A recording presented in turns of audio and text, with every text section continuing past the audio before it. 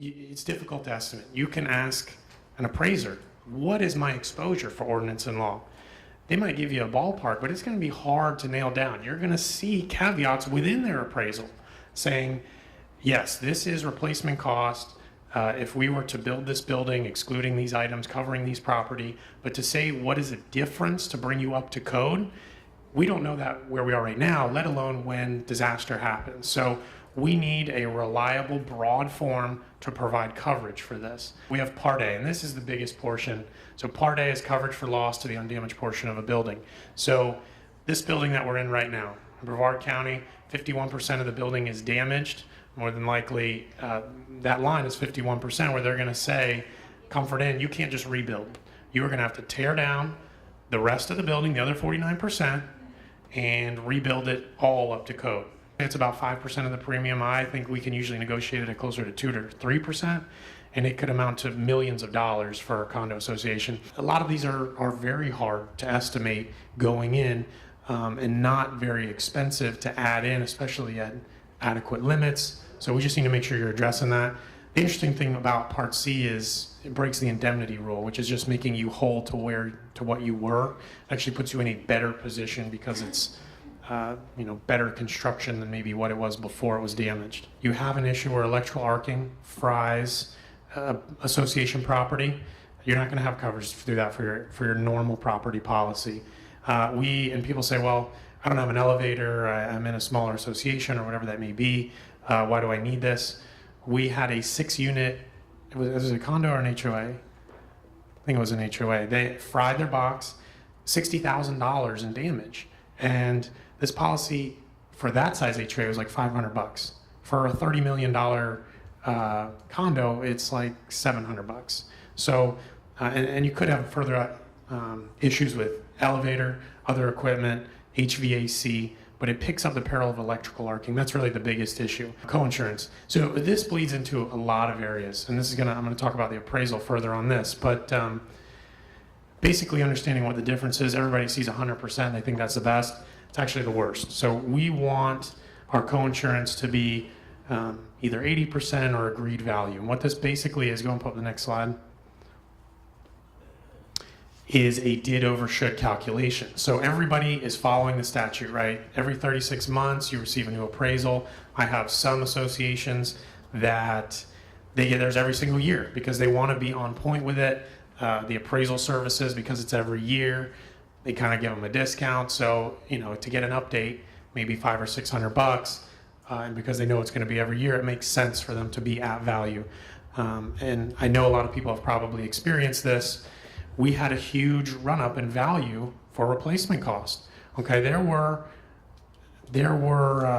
renewals, or there was some updates of appraisals that went up over 25%.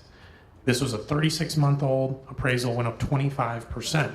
So being on point with that is going to make a big difference. Why? Because you're going to run into a coinsurance penalty in the event of a claim. And that is the carrier going to do to us if we didn't insure to value at the time of a loss. So that's hard to determine. Even an appraisal service is going to say, this is where it is, this is our best estimate today.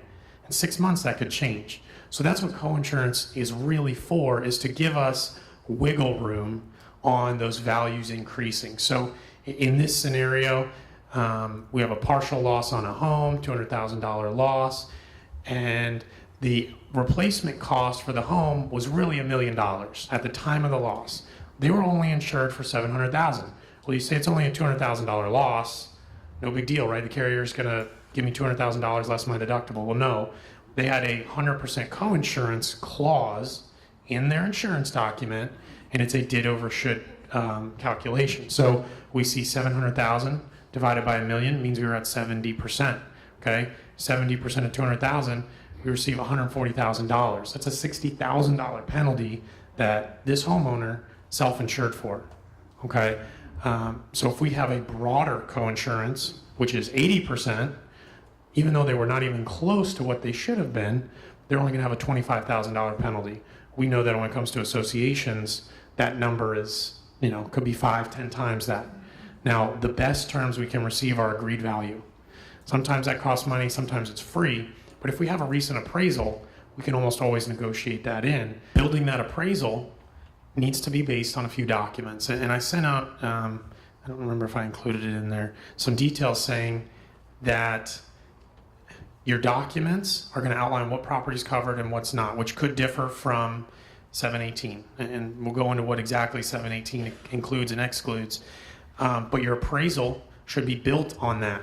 But the policy itself was built off of these pieces. So we're building levels, and if the first level is wrong or misinterpreted, we're going to have problems moving up the chain there, and you don't want to find out once you've had a loss. Citizens mostly offers a hurricane deductible, hurricane named storm per calendar year, and that's great. Those are very beneficial terms, because if a hurricane blows my building away, I'm going to pay 3% of that amount of the total value of the building. And then if another hurricane follows it after that, or another one, as long as we're in that same year, then I only had to pay that 3%, 5% one time. I didn't have to pay it each time a hurricane came through. So those are very preferred terms. Full insurable value, replacement cost, or similar coverage must be based on the replacement cost of the property, and it's done every 36 months. And the reason I bring this up is there's a lot of people there's a lot of agents, because I don't think association members would do this on their own, that say, well, we have 80% coinsurance, and I know we have an appraisal, so we can just use 80% of the value on the appraisal. No, the appraisal is going to show you specifically excluded items: floor, wall, ceiling coverings, electrical fixtures, appliances, things within the unit that should be covered by an HO6 policy, a personal policy. So to say there's wiggle room just because we have an 80% coinsurance does not make it appropriate to use a lower value than what's in the appraisal. If you don't agree with the appraisal, go back to your appraiser and get a document that you trust, but don't use a value lower than what's in the appraisal. That is a D&O claim waiting to happen. The NFIP flood policy is going to pick up interior parts of the unit that the hazard policy will not. And your docs nor the statute, it doesn't matter. So that means wall coverings, floor coverings, ceiling coverings, even appliances are going to be picked up in that flood appraisal, and then will be added to the flood policy.